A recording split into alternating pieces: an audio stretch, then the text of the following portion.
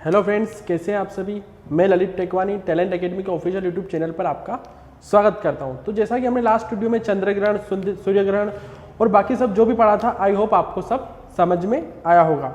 तो इसी ज्योग्राफी के पार्ट को हम आगे लेके चलते हुए आज हमारा टॉपिक है अक्षांतर रेखाएं, देशांतर रेखाएं, अंतर्राष्ट्रीय तिथि रेखा और टाइम GMT। तो हम अभी स्टार्ट करने जा रहे हैं अक्षांश रेखाओं से। तो सबसे पहले मैं आपको ग्लोब बताना चाहता हूँ। ग्लोब क्या होता है? ये होता है हमारा पृथ्वी का ग्लोब, ये देख लीजिए। तो अक्षांश रेखाएं क्या होती है? जो ग्लोब में पूर्व से पश्चिम की ओर क्षैतिज खींची हुई रेखाएं, उसी को अक्षांश रेखाएं कहते हैं। क्या? पूर्व से पश्चिम की ओर खींची गई क्षैतिज रेखा को अक्षांश रेखा, और लंबवत खींची हुई देशांतर रेखाएं। आओ मैं आपको चित्र के माध्यम से बताता हूँ। तो मान लो ये हमारा ग्लोब है। क्या है हमारा ग्लोब? तो ग्लोब के जो बीचों बीच लाइन खींची जाती है उसे बोलते हैं 0 डिग्री रेखा। क्या बोलते हैं? 0 डिग्री रेखा, या फिर क्या बोलते हैं? भूमध्य रेखा। 0 डिग्री रेखा, या फिर उसको बोलते हैं भूमध्य रेखा, या फिर विषुवत रेखा। भूमध्य रेखा, 0 डिग्री रेखा, या फिर विषुवत रेखा। एग्जामिनर आपको कुछ भी दे सकता है।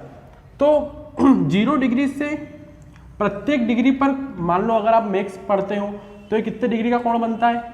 90 डिग्री का कोण बनता है। और प्रत्येक हर एक डिग्री पर एक एक रेखा बनती है। तो इस प्रकार विषुवत रेखा के ऊपर 90 रेखाएं बनती है, विषुवत रेखा के नीचे 90 रेखाएं बनती है। ठीक है। अक्षांश रेखाएं विषुवत रेखा के ऊपर 90 कुछ इस प्रकार से बनती है, यह कुछ इस प्रकार से 90 रेखा बनती है। ठीक है। और इसके नीचे भी कुछ इस प्रकार से 90 रेखाएं बनती है। तो एग्जामिनर सबसे पहला क्वेश्चन यही पूछता है कि अक्षांश रेखाओं की संख्या कितनी है। आपको पता चल गया, पूर्व से लेके पश्चिम तक क्षैतिज रेखाओं को अक्षांश रेखा कहते हैं। एग्जामिनर का फेवरेट क्वेश्चन क्या है कि अक्षांश रेखाओं की संख्या, अक्षांश रेखा की संख्या, अक्षांश रेखाओं की संख्या। अब आप खुद ही मुझे बताइए कि ये नीचे की 90 लाइन कितनी? 90। ऊपर की 90, ऊपर की कितनी? 90। अब एक भूमध्य रेखा है 0 डिग्री, ये भी एक अक्षांश रेखा है। ये भी क्या है? अक्षांश रेखा प्लस 1। तो कुल अक्षांश रेखाओं की संख्या कितनी हो गई? 181। कितनी हो गई? 181। लेकिन कभी कभी एग्जामिनर क्या करता है, उत्तरी ध्रुव को पॉइंट को और दक्षिणी ध्रुव के पॉइंट को रेखा नहीं मानता है। तो कभी कभी एग्जामिनर वो 2 माइनस करके 179 भी कर देता है। तो 179 या 181 जो भी ऑप्शन में हो आप वो लगा के आओगे। मोस्टली 181 ही मिलेगा, लेकिन कभी कभार एग्जामिनर उत्तरी ध्रुव पॉइंट को रेखा नहीं मानता है, दक्षिणी ध्रुव पॉइंट को रेखा नहीं मानता है, तो इसलिए हम लगाते हैं फिर 179। ठीक है। अब जैसा कि मैंने आपको ग्लोब बताया, ठीक है, ये भूमध्य रेखा के उत्तरी भाग को उत्तरी गोलार्ध कहते हैं। भूमध्य रेखा के उत्तरी भाग को क्या कहते हैं? उत्तरी गोलार्ध। और भूमध्य रेखा के दक्षिणी भाग को क्या कहते हैं? दक्षिणी गोलार्ध। ठीक है। अब एक और बात क्या है कि प्रत्येक जो रेखा है, प्रत्येक अक्षांश रेखा एक वृत्त बनाती है। जैसा कि आपको ग्लोब में दिख रहा होगा, ये अक्षांश रेखा है। ठीक है। तो प्रत्येक अक्षांश रेखा ऐसा वृत्त बनाती है, गोल। ठीक है। ये कुछ इस प्रकार से गोल वृत्त बनाएगी। तो एग्जामिनर सीधे सीधे पूछता है कि कितने वृत्त बनाएगी, कितने वृत्त बनाएगी। तो मेरी बात ध्यान से सुनना, ये यहां से लेके 89 तक, क्योंकि ये तो एक बिंदु है तो ये वृत्त नहीं बना रही। तो यहां से लेके ये कितना हो गया? 89। और यहां से लेके ये कितना हो गया? 89। क्योंकि ये तो बिंदु है, ये वृत्त कहां बना रही है? ये तो खाली बिंदु है। इसके यहाँ एक वृत्त बनेगा, ये 89 भी रेखा होगी, ये 88 रेखा होगी, ये एक वृत्त होगा, लेकिन ये एक बिंदु है। तो 89 और एक क्या है? भूमध्य रेखा। तो इस हिसाब से वृत्त कितने बनेंगे? 179 अक्षांश वृत्त, अक्षांश वृत्त। ठीक है। ठीक है। अक्षांश रेखाओं की संख्या कितनी हुई? 179 या 181। ठीक है। और अक्षांश वृत्त कितने होंगे? ओनली 179। अब लोग पूछते हैं कि अक्षांश रेखाओं की जरूरत क्या पड़ी? तो जलवायु ज्ञात करने में और तापमान ज्ञात करने के लिए इसका मुख्यतः प्रयोग किया जाता है। जलवायु ज्ञात करने में और तापमान ज्ञात करने के लिए इसका मुख्यतः प्रयोग किया जाता है। किसके लिए? तापमान में और जलवायु में। ठीक है। और समय निकालने में भी देशांतर के साथ इसका प्रयोग किया जाता है। ठीक है। अब मेरी बात आप ध्यान से सुनना। सभी अक्षांतर रेखाओं के बीच की दूरी समान होती है। सभी अक्षांतर रेखाओं की इनकी बीच की दूरी क्या होती है? समान होती है। तो समान होती है तो इनके बीच की दूरी कितनी होती है इनके बीच की दूरी? सभी अक्षांश रेखाओं के बीच की दूरी कितनी होती है? ये होती है 111 किलोमीटर। 111 किलोमीटर सबकी समान होती है। इसकी भी 111 किलोमीटर होगी, इसकी भी 111 किलोमीटर होगी, इसकी भी 111 किलोमीटर होगी, इसकी भी 111 किलोमीटर होगी। ठीक है, अब नेक्स्ट क्वेश्चन क्या पूछता है? सबसे बड़ी अक्षांश रेखा कौन सी है? तो सबसे बड़ी अक्षांश रेखा भूमध्य रेखा है। आप देखो ना, ये सबसे बड़ी है, ऊपर जाने पर छोटी होती जाएगी, नीचे जाने पर भी छोटी होती जाएगी। ठीक है, तो सबसे बड़ी अक्षांश रेखा कौन सी है? भूमध्य रेखा है। मैं यहाँ पर लिख देता हूं, सबसे बड़ी अक्षांश रेखा कौन सी है? भूमध्य रेखा या विषुवत रेखा या 0 डिग्री रेखा, कुछ भी बोल सकते हैं। कौन सी है? भूमध्य रेखा। एक और क्वेश्चन पूछता है कि भूमध्य रेखा से ऊपर की ओर जाने पर, मतलब ध्रुवों की, उत्तरी ध्रुव की ओर जाने पर या दक्षिणी ध्रुव की ओर जाने पर क्या होता है? अक्षांश रेखाओं का आकार घटता जाता है। क्या होता है? ऊपर की ओर जाने पर, ऊपर की ओर जाने पर या नीचे की ओर जाने पर, कहां से? भूमध्य रेखा से। या नीचे की ओर जाने पर अक्षांश रेखाओं का आकार भी घटता जाएगा, मतलब वृत्त भी छोटा होता जाएगा, उसकी परिधि भी छोटी होती जाएगी, त्रिज्या भी कम होती जाएगी, है ना। अक्षांश रेखाओं का आकार घटता है, रेखाओं का आकार घटता है। एक और क्वेश्चन ये आता है कि दो अक्षांश रेखाओं के बीच की दूरी को क्या कहते हैं? क्या आता है? दो अक्षांश रेखाओं के बीच की दूरी को क्या कहते हैं? तो इनको क्या कहते हैं? कटिबंध कहते हैं। क्या कहते हैं इनको? कटिबंध कहते हैं। ठीक है, दो अक्षांश रेखाओं के बीच की दूरी को क्या कहते हैं? मैं यहाँ पे लिख देता हूं ताकि आपको यहीं पे याद हो जाए। क्या कहते हैं? कटिबंध कहते हैं। इनके बीच की दूरी 111 किलोमीटर होती है। सभी अक्षांतर रेखाएं क्या होती है? समानांतर होती है, समांतर होती है ना। अब मेरी बात ध्यान से सुनना। अक्षांश भूमध्य रेखा से नीचे की ओर या ऊपर की ओर जाने पर तापमान में कमी होती है। क्या होता है? तापमान में कमी होती है, क्योंकि सूर्य की किरणें पूरे वर्ष कर्क रेखा से मकर रेखा के बीच में गमन करती है। कर्क रेखा से मकर रेखा के बीच में गमन करती है, इसीलिए भूमध्य रेखा से ऊपर या नीचे की ओर जाने पर तापमान में कमी होती है। भूमध्य रेखा से ऊपर या नीचे जाने पर टेम्परेचर में कमी होती है। ठीक है, आपको पता होगा, इसलिए यहाँ पे बर्फ रहती है, नीचे अंटार्कटिका में भी बर्फ रहती है, लेकिन हमारे यहाँ ऐसा नहीं है। ठीक है, क्योंकि सूर्य पूरे साल कर्क रेखा से मकर रेखा के बीच में गमन करता है। अभी मैं आपको बताऊंगा कि कैसे होता है। 23.5 डिग्री कर्क रेखा, उत्तरी 23.5 डिग्री, है ना। ठीक है, तो ये कुछ पॉइंट थे अक्षांश रेखा के ऊपर। आइए मैं आपको एक बार रिवाइज करवा देता हूँ। तो सबसे पहले हमारे ग्लोब में पूर्व से लेकर पश्चिम की ओर, है ना, क्षैतिज रेखाओं को क्या कहते हैं? जितनी भी क्षैतिज रेखा उनको क्या कहते हैं? अक्षांश रेखा कहते हैं। दूसरा क्वेश्चन क्या आता है? अक्षांश रेखाओं की संख्या। तो इधर 90 डिग्री का कोण बनता है, तो प्रत्येक डिग्री पर एक एक लाइन है, तो उसको 90 ऊपर 90 नीचे और एक क्या हो गई? भूमध्य रेखा हो गई। तो इनकी इस प्रकार संख्या कितनी हो गई?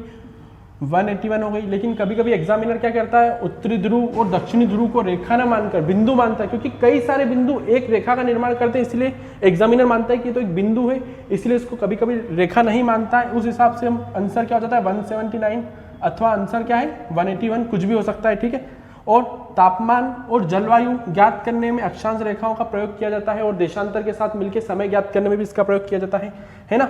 सभी अक्षांतर रेखाओं की बीच की दूरी 111 किलोमीटर होती है। सभी की, इसकी भी 111, इसकी भी 111, क्योंकि सभी समांतर है, बराबर दूरी पर है एक दूसरे से। ठीक है, सबसे बड़ी अक्षांश रेखा कौन सी है? भूमध्य रेखा। आप खुद ही देखो ना, सबसे बड़ी अक्षांश रेखा कौन सी? भूमध्य रेखा। इसके ऊपर जाने पर भी छोटी होती जाएगी। और सबसे छोटी अक्षांश रेखा कौन सी है? उत्तरी ध्रुव और दक्षिणी ध्रुव, बिंदु आकार की। ठीक है ना, आप खुद देखो, ये बिंदु आकार की, उससे छोटी ये, फिर ये। तो सबसे बड़ी कहाँ पाई जाती है? सबसे बड़ी पाई जाती है भूमध्य रेखा या 0 डिग्री रेखा। ठीक है, ऊपर की ओर जाने पर, ये मैंने लिखा है ऊपर की ओर जाने पर तथा नीचे की ओर जाने पर अक्षांश रेखाओं का आकार घटता जाता है। अक्षांश रेखाओं का आकार घटता जाता है मतलब जो वृत्त बन रहा था वो भी छोटा होता जाएगा, वृत्त की परिधि भी कम होती जाएगी, त्रिज्या भी कम होती जाएगी। ठीक है ठीक है। तथा मैंने आपको बताया कि सूर्य पूरे साल कर्क रेखा से मकर रेखा के बीच में ही गमन करता है, इसीलिए भूमध्य रेखा से ऊपर की ओर जाने पर या नीचे की ओर जाने पर टेम्परेचर में कमी होती है। यहाँ तो पूरे साल बर्फ पाई जाती है तथा आपने देखा होगा कनाडा में भी बहुत ज़्यादा बर्फ गिरती है ना। इस प्रकार से ये कुछ पॉइंट थे, आप स्क्रीनशॉट लेना चाहे तो अक्षांश रेखाओं के ऊपर स्क्रीनशॉट ले सकते हैं, है ना। तो मेरे प्यारे दोस्तों कुछ महत्वपूर्ण अक्षांश रेखाएं हैं, कुछ महत्वपूर्ण अक्षांश रेखाएं हैं, उनकी जरूरत क्यों पड़ी? क्योंकि सूर्य उन्हीं के बीच में गमन करता है, इसलिए उनकी जरूरत पड़ी। आओ हम समझते हैं। जैसे कि ये भूमध्य रेखा है 0 डिग्री, इसके 23.5 डिग्री उत्तरी अक्षांश पर कौन सी रेखा है? कर्क रेखा है। कौन सी रेखा है? कर्क रेखा है। कब है? 23.5 डिग्री उत्तरी अक्षांश। भूमध्य रेखा के 23.5 डिग्री दक्षिणी अक्षांश में कौन सी रेखा है? मकर रेखा है। कौन सी रेखा है? मकर रेखा है। सूर्य पूरे साल इन दोनों के बीच में ही गमन करता है, इन दोनों के बीच में ही लंबवत पड़ता है पूरे साल। पहले ये ऐसे आता है फिर ऐसे, ठीक है ना। सूर्य पूरे साल इन दोनों के बीच में ही लंबवत होता है। अब 23.5 डिग्री 66.5 डिग्री उत्तरी अक्षांश को क्या बोलेंगे? आर्कटिक वृत्त। 66.5 डिग्री उत्तरी अक्षांश को क्या बोलेंगे? आर्कटिक वृत्त। और 66.5 डिग्री दक्षिणी अक्षांतर को क्या बोलेंगे? अंटार्कटिक वृत्त। तो मेरी बात सुनना ध्यान से, सूर्य जो है पूरे साल इन दोनों के बीच में ही गमन करता है, इसलिए यहाँ का जो क्षेत्र है बर्फ वाला होता है। कौन सा क्षेत्र होता है? बर्फ वाला। नीचे का भी बर्फ, पूरा बर्फ वाला नहीं, लेकिन यहाँ पे ठंडी ज्यादा पड़ती है और यहाँ पे तो बर्फ पाई जाती है, आपको पता ही होगा, अंटार्कटिका। ठीक है, तो हम बात करते हैं कर्क संक्रांति क्या होता है। क्या किसकी बात करते हैं हम? कर्क संक्रांति की। सबसे पहले हम बात करते हैं कर्क संक्रांति पर। कर्क संक्रांति क्या होता है? जब सूर्य कर्क रेखा पर लंबवत होता है, कर्क रेखा के सीधे ऊपर होता है, जब सूर्य कर्क रेखा पर लंबवत होता है, जब सूर्य कर्क रेखा पर लंबवत होता है, जब सूर्य कर्क रेखा पर लंबवत होता है, कब होता है ये? 21 जून को। कब होता है ये? मैं इसके आगे तारीख लिख देता हूं, कब होती है ये? 21 जून को, ठीक है ना, 21 जून को। तब क्या होता है? तब उत्तरी गोलार्ध का सबसे बड़ा दिन होता है। क्या होता है? उत्तरी गोलार्ध का सबसे बड़ा दिन। अगर उत्तरी गोलार्ध का सबसे बड़ा दिन तो सबसे छोटी रात, भाई उत्तरी गोलार्ध का सबसे बड़ा दिन होता है तो सबसे छोटी रात होगी, ठीक है ना। मैं यहाँ पे लिख देता हूं, सबसे बड़ा दिन उत्तरी गोलार्ध का, ठीक है ना, उत्तरी गोलार्ध का, ठीक है। और सबसे बड़ा दिन हुआ तो सबसे छोटी रात होगी, ठीक है। ये कब होता है? मैं यहाँ पे लिख देता हूँ, ये होता है 21 जून को, यहाँ पे लंबवत पड़ता है। मकर संक्रांति क्या होती है? अब क्या बात करते हैं हम? मकर संक्रांति ये कब होती है? ये हमारी होती है 22 दिसंबर को। कब होती है? 22 दिसंबर को, ठीक है ना। कब होती है? मैं यहाँ पे लिख देता हूँ ताकि आपको साथ साथ में याद भी हो जाए। 22 दिसंबर को। आप भी ये डेट मेरे साथ रिवाइज करते जाओ। कर्क संक्रांति 21 जून को, उत्तरी गोलार्ध का सबसे बड़ा दिन, ठीक है ना, ताकि आपको यहीं पे याद हो जाएगी, आपको अलग से रिवाइज करने की जरूरत नहीं पड़ेगी, ठीक है ना। मकर संक्रांति कब होती है? 22 दिसंबर को, जब सूर्य मकर रेखा पर लंबवत होता है। कब होता है? जब सूर्य मकर रेखा पर लंबवत होता है, मकर रेखा पर लंबवत होता है। यह दक्षिणी गोलार्ध का सबसे बड़ा दिन होता है। यह दक्षिणी गोलार्ध का सबसे बड़ा दिन होता है, सबसे बड़ा दिन, ठीक है ना। आ गई आपको बात समझ में? अब मेरी बात ध्यान से सुनना मेरी बात ध्यान से सुनना आप। कर्क संक्रांति कब होती है? 21 जून को, ठीक है ना। ये इसका सबसे बड़ा दिन होता है, सबसे छोटी रात होती है। अब इसकी सबसे बड़ी रात कब होगी? इसकी सबसे बड़ी रात कब होगी? जब यहाँ पे सबसे बड़ा दिन होगा तब यहाँ पे सबसे बड़ी रात होगी। कब होगी सबसे बड़ी रात? यहाँ पे 22 दिसंबर को, ठीक है ना। आ गई आपको बात समझ में? 22 दिसंबर को यहाँ पे सबसे बड़ी रात होगी। यहाँ पे सबसे बड़ी रात कब होगी? जब यहाँ पे सबसे बड़ा दिन होगा तब यहाँ पे सबसे बड़ी रात होगी, ठीक है ना, 21 जून को। कंफ्यूज मत होना। अब बोलो तो मैं लिख दूं आपको, वैसे तो आपको आ गया होगा। अब मेरी बात सुनो, सूर्य पूरे साल में एक बार कर्क रेखा पर लंबवत होता है, एक बार मकर रेखा पर लंबवत होता है, लेकिन 2 बार भूमध्य रेखा पर लंबवत होता है। कितनी बार होता है? 2 बार भूमध्य रेखा पर लंबवत होता है, तब दिन और रात के मान बराबर हो जाते हैं। ठीक है, तो 23